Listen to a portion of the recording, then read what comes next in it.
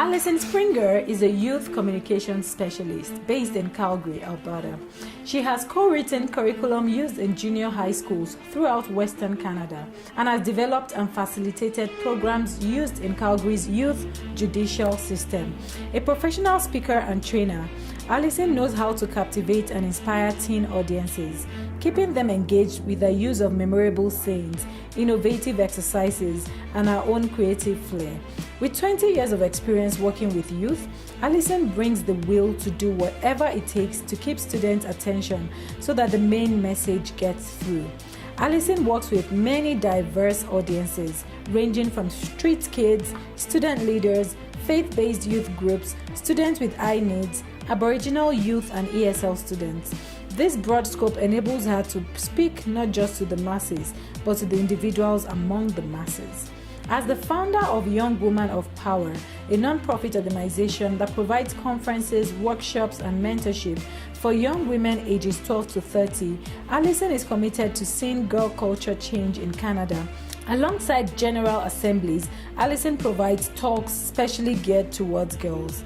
Alison has become a leading resource in developing and establishing change in the girls at the schools she works with. Alison's passion is helping youth discover leadership and the greatness that lies within. She wants to get them exchanging the status quo for a life of passion and purpose while placing high value on people. Her mission is to build a generation of confident youth who will make positive choices that will change and shape their world and the world around them. Confidence is the key to inspiring teen greatness. So Doyen, I grew up in Hamilton, Ontario. I was actually born in Toronto, so first generation Canadian. Oh wow. Yeah, my parents are from the West Indies, Barbados to be exact. So I've got Bayesian blood flowing through these veins. Love that. Cool. Yeah. So you grew up in Toronto, right? Mm-hmm. And what was growing up like for you? Like, what are those memories you remember while growing up that has shaped you into who you are today? Well, definitely being the oldest child, being the wisest and the smartest was helpful. That's good to know. I don't hear so many people say that, so good. So I know you are a youth leader. You own a non-profit organization called Young Women of Power. So how did you come by that? Were you working? Did you have like a 9 to 5 before you started, your business and your non-profit organization? Or how did you come to that point where you knew that was what you wanted to do? Gotcha. Yeah. So what I do for a living is I'm a youth speaker, and how it all started off was I was a youth pastor. So I knew I wanted to work with youth. Okay. Part of the reason why was just different. Some of my peers that were around my age, they were going through some tough stuff and never had any parental support. And I was inspired by their stories, and I mean, looking at these teens, some of my peers, you would never know it. And that was back when I was 18, 17. And it wasn't until I found out what they were dealing with at home, I was like, oh my goodness, like, you're doing all this stuff, you're active in the community, and you've got zero support at home, when I totally had complete support from my family. And so that inspired me to want to encourage youth who didn't have that kind of encouragement that I did. And so that's kind of why I did the youth pastoring thing, but to another level, why it evolved into speaking to youth. Okay. And so I began speaking to youth because as a youth pastor, I went to so many grade 12 graduations. Okay. And I remember thinking, oh my goodness, nobody knows what this speaker's saying. They'd bring some Olympian in, Right. some business person, Right. and the kids are just like, when's it over? When's it over? When is it over? Right? Where because I specialize in working with youth, I was like, oh man, if I was on that stage and had the opportunity to speak to these students when all the influential people in their lives are in the same room at the same time, which includes parents, their favorite teachers. I mean, that oftentimes doesn't happen when you're working with youth. It's just them. You don't really always get to interact with their family, or it's one or the other, you know? And so that moment inspired me to want to be up on the stage and empower other people as well who love youth, to communicate with them and give them what they actually need for their journey. Oh, wow. Yeah, and so I was a speaker then for a number of years, and I also coached girls basketball and volleyball. And I enjoyed that at one of the local high schools here in Calgary. Okay. Yeah, and in doing that, coaching girls sports, man, we'd have early morning Monday practices, and what would happen is I'd hear about some of the stories that would happen on the weekend at some party or at some rec center, and unfortunately, I heard way too many stories of girls being assaulted. Oh dear. Having bad experiences with men at places that are supposed to be safe that are not. That my girls, when it came to practice, their heads definitely weren't in the game for obvious reasons, right? Oh, again. Yeah. Wow. And then the final straw was when I was youth pastoring. One of the young adults in my youth ministry, she was sexually assaulted for the second time, almost to the exact date, Doyen, of when she was previously assaulted. And I just kept hearing this. It was a pattern that I kept hearing time and time again. And that night was the final straw. That night I decided, you know what, no, tears are not enough anymore. I need to do something. Take action. Yeah. And that's when the idea for running a conference for teen girls came into place, and just got this idea and gathered my friends together and said, okay, let's build up girls' confidence, and as well teaching them practical street smarts. So equipping them so that when they're in a situation, instead of freezing, they'll know exactly what to do. Yeah. Wow. And that was called Young Women of Power, and 10 years later, here we are. Still standing. Yeah. So this year is your 10th anniversary, right? Thanks, you're going to have me. I'm excited. That's I'm right. going to be at that event. Oh, wow. That's amazing. It's true, and we're excited to have you. Wow. This year, our event falls on Mother's Day weekend, and so it's going to be pretty exciting to have you, as we're going to have a lot of adult women. We're encouraging female caregivers to come so that we can pamper them, and they get their own special time instead of, letting the teens just have their moment. Do their own thing. Yeah. Wow, that's really amazing.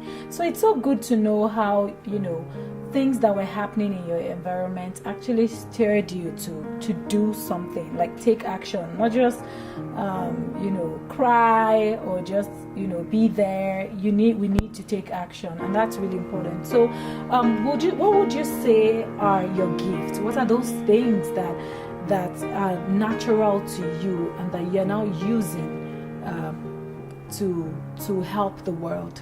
Because the Unmask Your Beauty show basically is more because a lot of people are at this stage where they are not sure what their gifts are.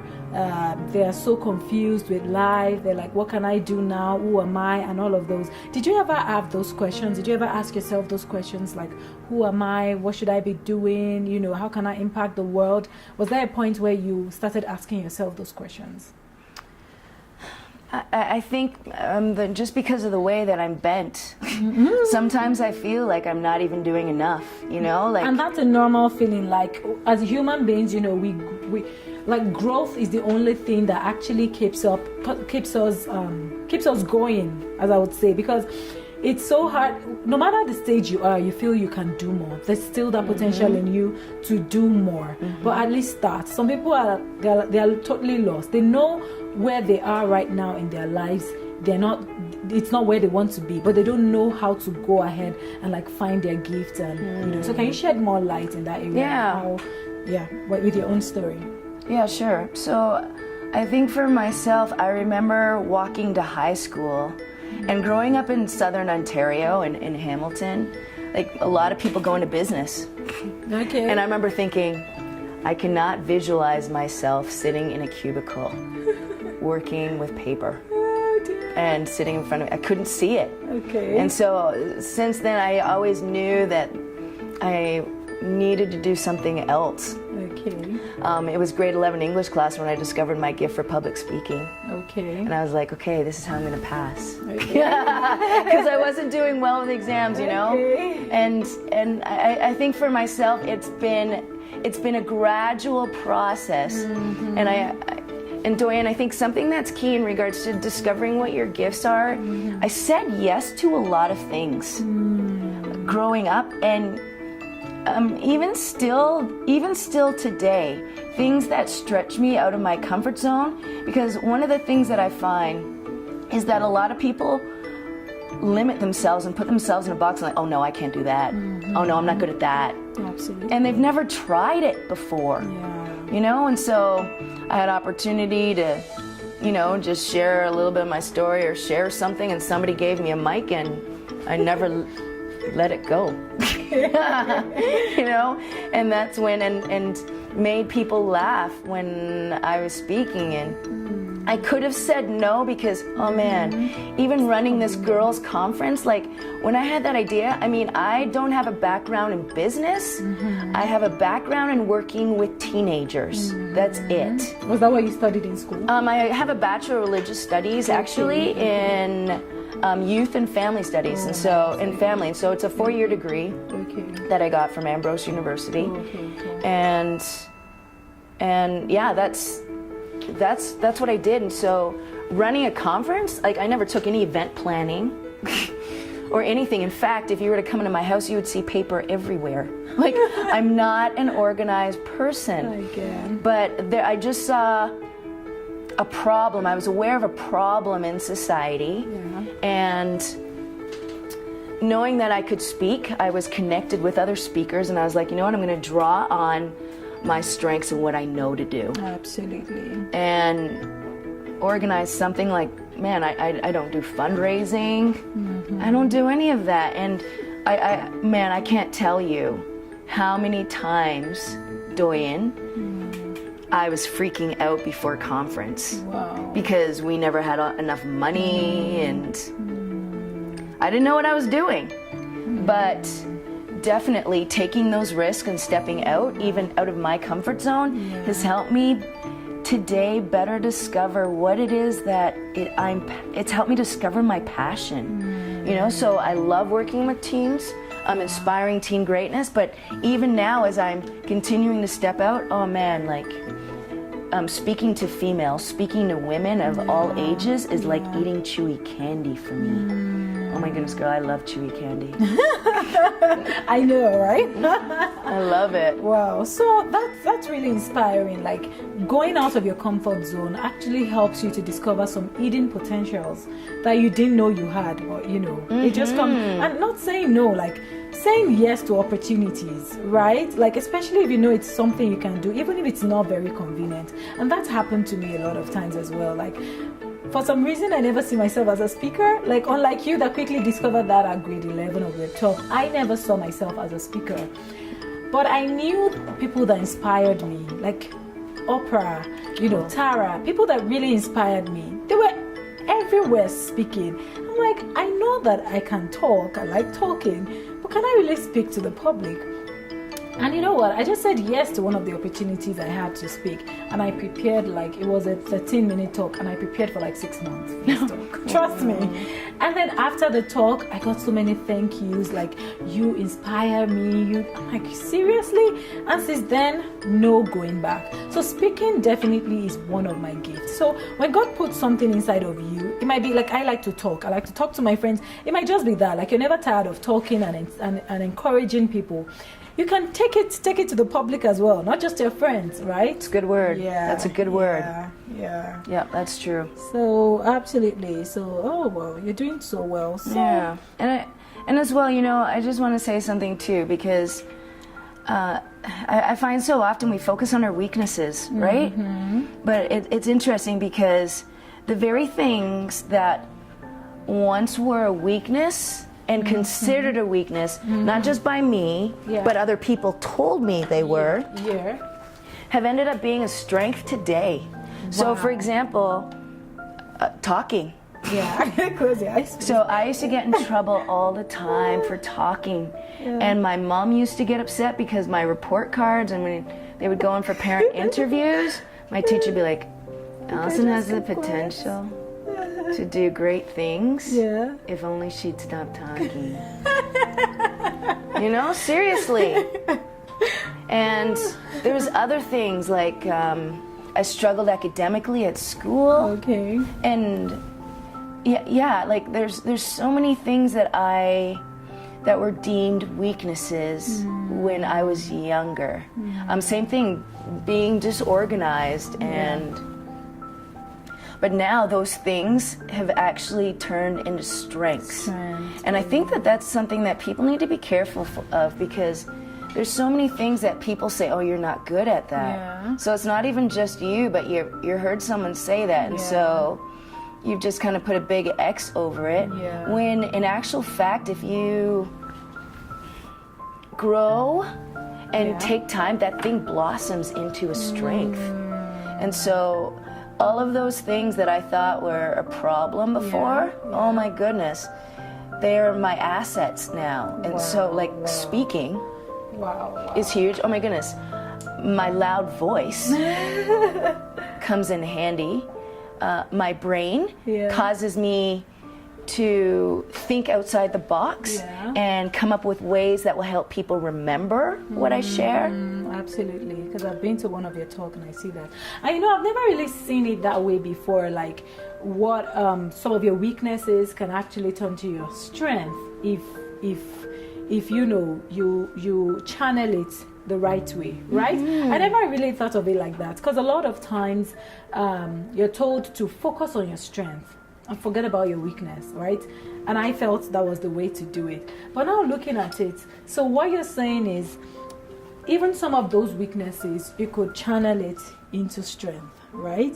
Yeah. Like for so long, and even still, you'll hear me say, except for sometimes it still frustrates me, but I'm aware. Because I struggle administratively, I'm a team player. I can't work on my own, but I'm really good in bringing people in, you know? And so, it's... Wow, that's really powerful. So for a lot of our viewers, a lot of them are at this stage where they're like, you know what, how do I even find my gift? Do you have is there like a step-by-step process to find your gift and start doing something meaningful? People want to do more meaningful work, not necessarily that they want to leave their jobs. Some people have good jobs that they love, but they feel they're not impacting like the world enough, right? They want to do things that are meaningful in the world, things that are purposeful. So how would you advise those people? What are the steps to take? Yeah. So I guess in regards to finding like what your passion is, what makes you cry, you know, or what makes you very angry. There are some things, especially when it comes to females. Yeah, for you, I know, like, it was what made you very angry. Like, you're not going to keep quiet about it. Yeah, and I know, like, even when I heard that story with that girl, like, I wept, you know, and hearing that she had been assaulted again and her family didn't deal with it well, and it just, I wept. And so that was something that was a bit of an indicator. For me. For you. And so with females, there's stuff that stirs us up, you know, that we can't shut up about. That is a little bit of an indicator in regards to, you know what, that's maybe an area that is something that is passionate, that you may be passionate about and can do something about. And so then I would recommend volunteering. So there's been a number of people that have found me by they're like, you know what, I want to work with teens, like I'm passionate about empowering girls. I was in a bad relationship when I was a teen, and I want to help other girls not get in that place. And so they Google empowering teen females or something like that, and then Young Women of Power show up, and then I get a phone call and get to bring them in on the journey with us, you know, and then they get that exposure. And it is, again, even if there's some things that are out of your comfort zone a little bit, there's just so much that you can do. You know, we had somebody that was helping us put together MailChimps, like e-newsletter send-outs, you know, and they were passionate about girls. Yeah, there's different things. Oh, that works. Wow. And once you're in that, yeah, things will develop. So you'll start discovering, I don't know, I found that for myself. Most of my jobs that I have today have been as a result of volunteering. And one thing I like that you really said is that you need to start from somewhere. Like whether you want to start a business or you want to you have this passion, you don't know where to start. Start volunteering. Just do something. And from starting, other things start to fall in place. Then you get to know your direction. But I think the problem I find a lot of people having is, they're not even sure what their passion is. And even when they know what they're angry about or when they kind of know what their passion is, they don't know how to start. So I like that you said, volunteer, Google what you think you're passionate about. If you see a company doing it and you don't even know where to start, volunteer, try to learn. There is no hurry in this journey. Everyone's journey is different. So take your time, learn the ropes, and then with time you will know exactly what direction you're going. Yeah. So for me as well, I was really passionate about women just standing in confidence, just women just owning it and gaining confidence, because I discovered that confidence is, a lot of women are not confident. Whether you have a job that is paying well or whatever, doesn't mean you're confident. Confidence is really staying in your power, standing in your power and just owning it, right? So and I was like, how can I do this? How can I help women with their confidence? I didn't know how to do it. And I'm like, I'm doing this Unmask Your Beauty thing. The Unmask Your Beauty thing just came into my head. Like, I'm doing it, I want to help women, shine their brightest light and just be who they are. But I'm, applying makeup on people. Makeup is supposed to mask people's beauty. So I got to that point where I was so confused. And then with time, I'm just like, you know what? Yes, this is what I know how to do. I see this as my job. But then I see the Unmask Your Beauty thing as a passion. So I'm going to use this as a platform to feed my passion, and that's why I'm doing the Unmask Your Beauty series. That's why I speak. That's why I'm writing a book. So you can deliver your gift to the world in so many ways. It doesn't have to be a single way. And every one of us, we are all like a gift. We all came with a gift, and that's why I called you in, because I know that no one has all the answers. And I'm happy you also said so that you don't even feel you're doing everything you should be doing, right? We all feel that way. But there's some people that, a lot of people are inspired by you, and they just want to know, how are you doing it? So your story is really inspiring. I think the last question I'm going to ask you is, do you want to give 3 tips to for people to like unmask their beauty? Because when I mean unmask, there's so many things that make us mask our gift and our passion and our talent and all of that. It could be shame from different stories, just like the stories that you've heard from all these girls. It could be shame from the past, from things that have happened to you in the past, and then you start getting all these negative words in your head, negative voices in your head saying you're not good enough, you were raped, you were this, you were that, so so a lot of people, shame, guilt, fear, all those things mask their beauty. So can you give us 3 tips to actually unmask our beauty and share our beauty or our gift with the world? Sure. Yeah. Now, just before I do that, Okay. Doyen, I want to admit something. I've never had fake eyelashes on my eyes. Oh my God, I should have asked you. Don't worry, this is just for the camera. So this is what it's like, it eh? doesn't look bad, don't worry. And I'll take a picture of you. Can I take a look? Can I take a look in the mirror? Sure. Oh my goodness! Hello. I'm like, oh. Oh, funny. Okay. Look up, please. Yeah, for sure. So there are, some of the things in regards to what I think that people can do to unmask their beauty. Yeah. One, I think is looking at their strengths. So it's contrary to what I had just said previously, but I know when it comes to the mirror, what do you want me to do? Look up. Yeah. When it comes to the mirror, too often we focus on the things we wish we could change about ourselves. Yeah. And So our love handles, you know, maybe it's the wrinkles or that massive mole, or I don't know what it is, discoloration, aging, whatever it might be. There's too many things that we focus on when it comes to our weaknesses. But in regards to unmasking your beauty, oh man, it's something that I've had to grow into.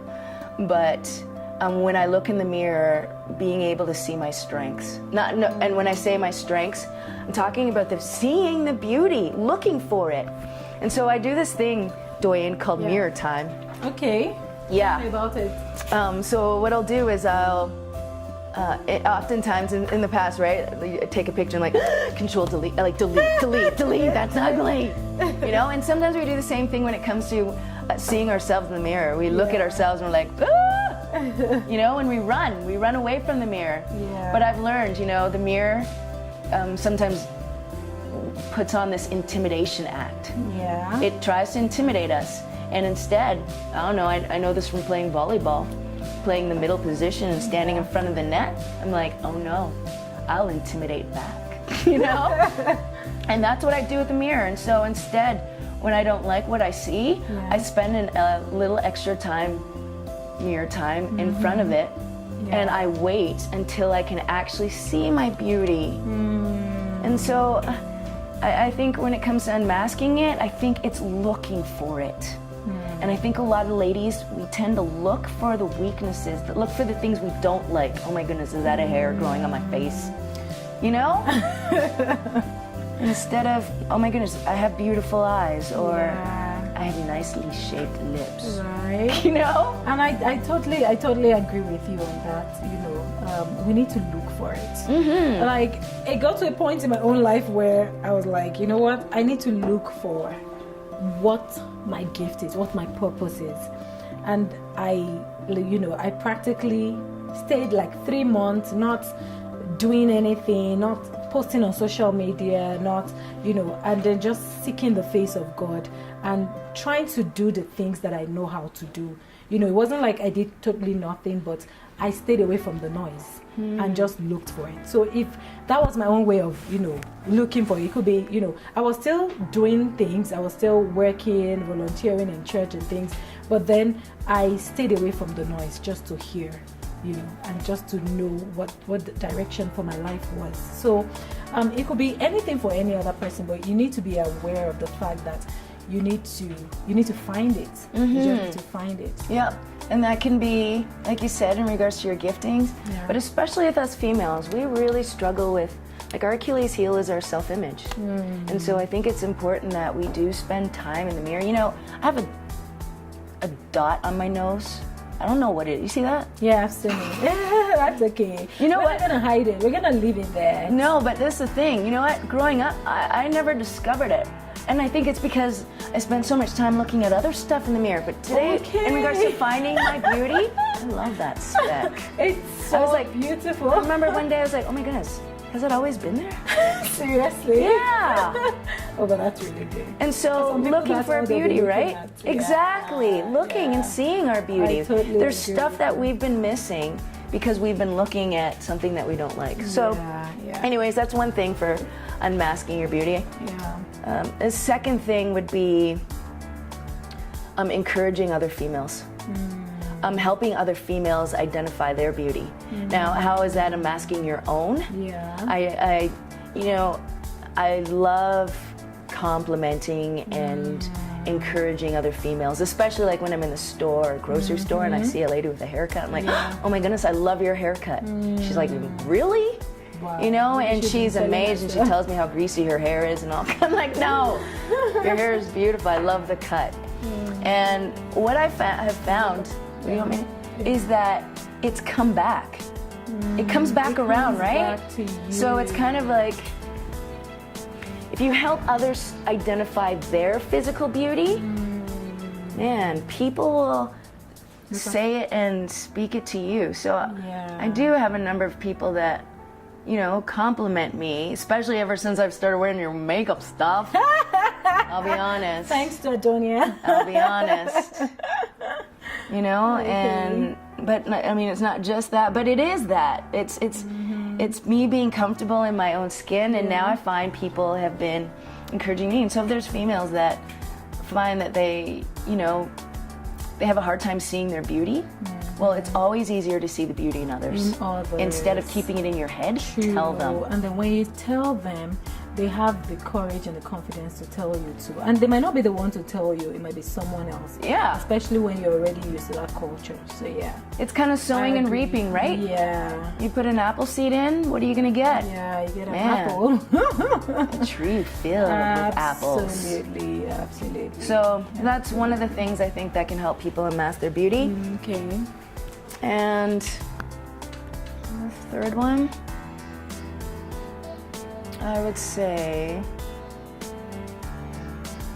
would be going to personal, like investing in yourself, doing some personal development.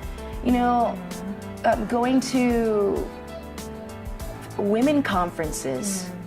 Like, man, when I went, so I speak, I speak at so many conferences.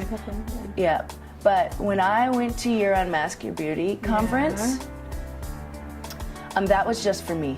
Aww. And I went there, and I was so, riled up. I saw you. I was riled up. I was encouraged, and even at the other women's conference when I first met you, and I sat in a chair, and one of your ladies, you know, put the lipstick on me, and it happened to be Unmask Your Beauty. It was the shade.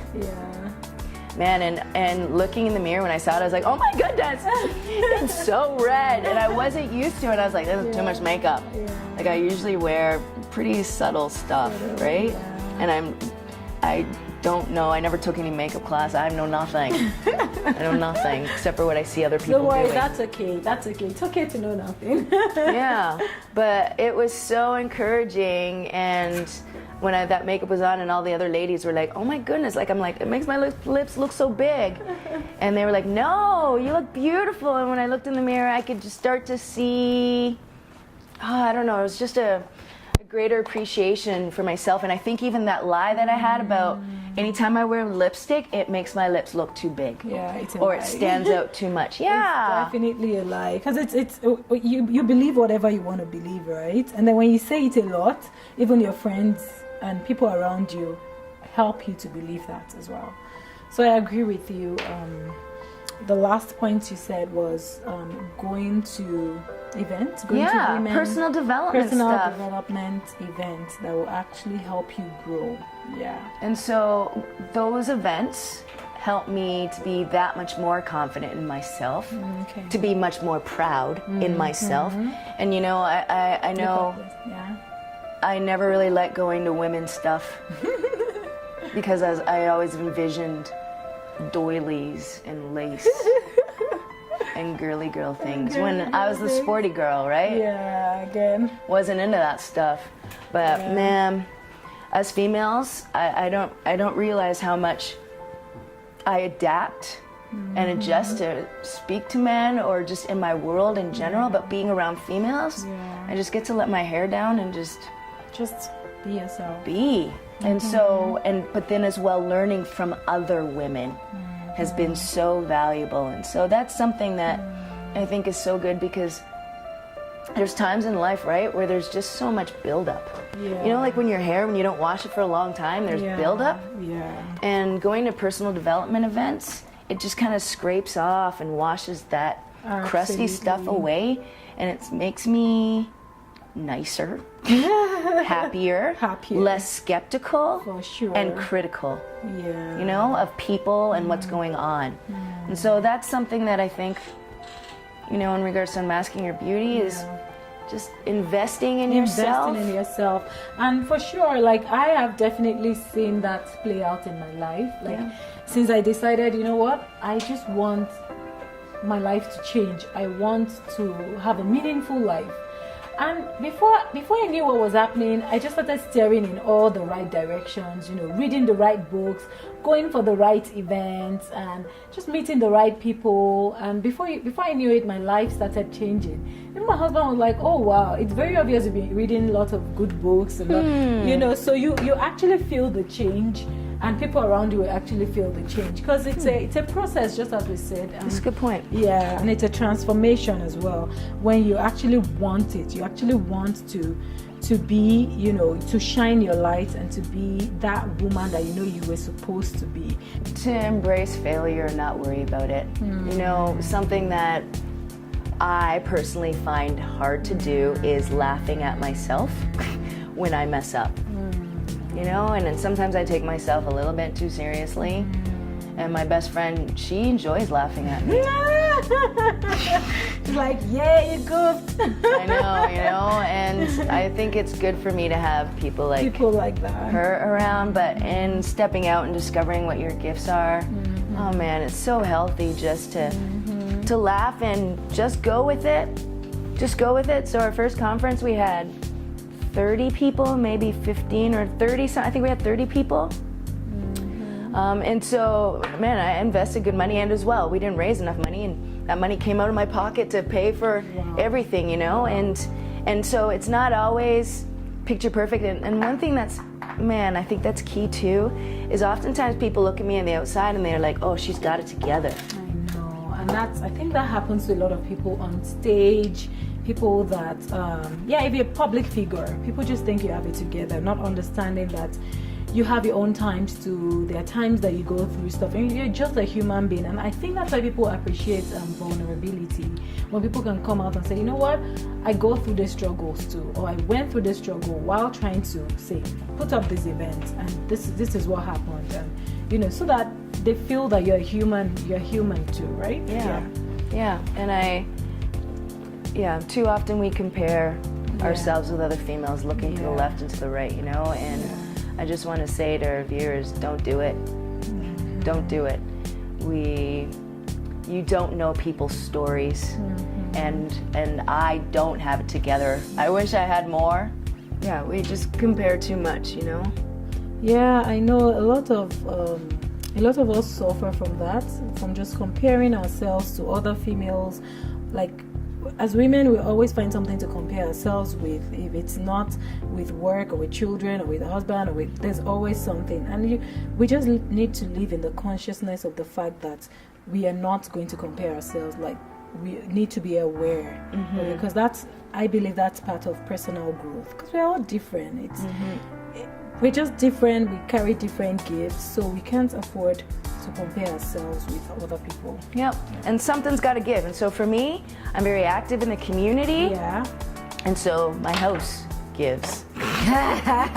So I don't have many visitors, and so it's stuff like that. We've all got our things. Okay. So you've told our audience right now that that I need somebody to come over and help me clean my house. Oh, well. Yes. So if you want to be kind enough, you can please go to Alison's house and volunteer to clean her house, hey? Yeah, so we shouldn't compare ourselves, and as little as that sounds, it's not even little, a lot of people even do this without knowing that's what's actually stopping them from growing and from finding their own beauty. Because you're comparing yourself to a mango seed when you are an apple seed, if you get what I mean. So if you're looking at a mango seed and you're like, okay, it takes this long to actually grow into a tree, whereas you're an apple tree. So why don't we focus on who we are, as individuals, our strengths and all, rather than comparing ourselves to others. Good. So I totally agree with you on that. Yeah. Wow, this has been a very, very awesome session, and I'm so happy. I know you're a busy woman, but even from your busy schedule, you still came around to talk to our viewers. I'm so blessed to have you. Can you do a little? Nice. Yes. What's this stuff? That's a setting spray. This is for the setting spray. Yeah.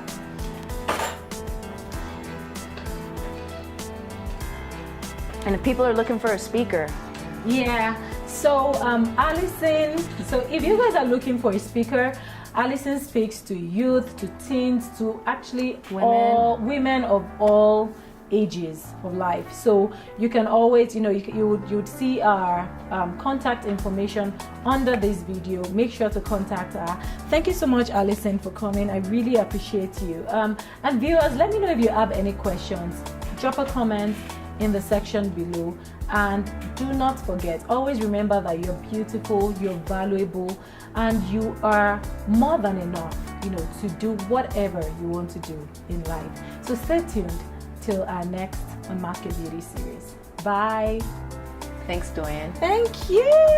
Look at